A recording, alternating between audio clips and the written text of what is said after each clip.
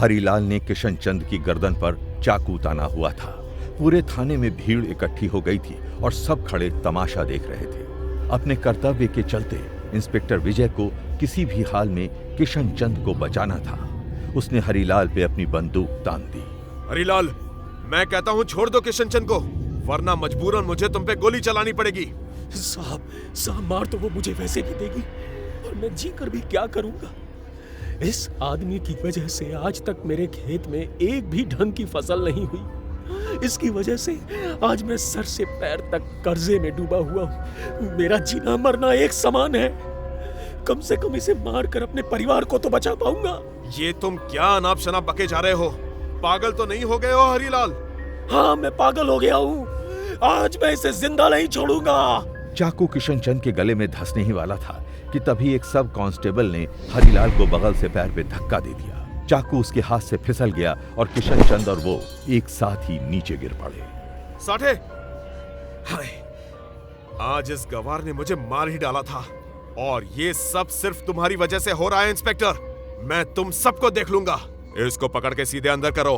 तभी हरिलाल फूट फूट कर रोने लगा।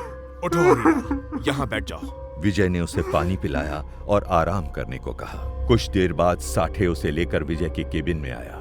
शर्म के मारे वो गर्दन झुकाकर खड़ा था। तुम जा सकते हो साठे।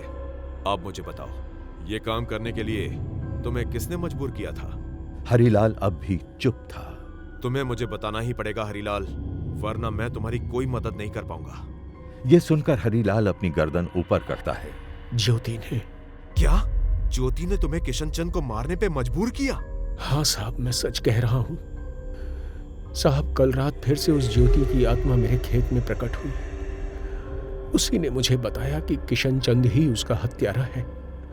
उसकी आत्मा तब तक शांत नहीं होगी जब तक किशन चंद मर नहीं जाता। ज्योति की आत्मा की वजह से ही मेरा खेत श्रापित हो रखा है साहब। वो मेरे परिवार को और मुझे मार देगी साहब। उसी ने कीरत सिंह को भी मारा था। अब शायद वो मुझे भी मार डालेगी। मुझे बचा लीजिए साहब। तुमने बताया कि वो कल रात तुम्हें खेत पे मिली थी? हाँ साहब, मैं तो उसे देखकर डर ही गया था। बस भगवान की दया से मैं अभी तक बचा हूँ, वरना उसका भूत मुझे कब का खा गया होता। साठे, हाँ साहब, गाड़ी निकालो, हमें हरिलाल के खेत जाना है अभी इसी वक्त। साहब, अब ये हरिलाल के खेत क्यों जा रहे हैं हम? तुम चलो तो सही, मैं सब समझाता हूँ। जल्द ही वो लोग खेत के पास पहुंच जाते हैं। विजय बड़ी उत्सुकता से भागा भागा खेत की तरफ आगे बढ़ता है। तो कहाँ आई थी वो कल? वो वहां पे मैंने एक औरत के चीखने की आवाज सुनी तो मैं खेत के बीचों बीच गया। हरिलाल उसी जगह पे जाकर खड़ा होता है। यहां दिखी थी वो मुझे।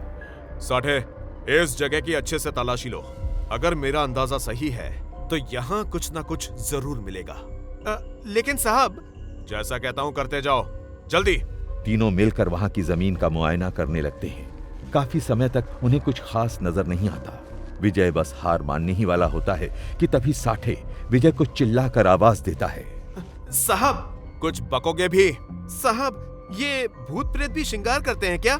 इतना कहकर साठे अपनी बंद मुट्ठी खोल देता है। उसकी हथेली पर चांदी की एक चमकदार पायल रखी होती है।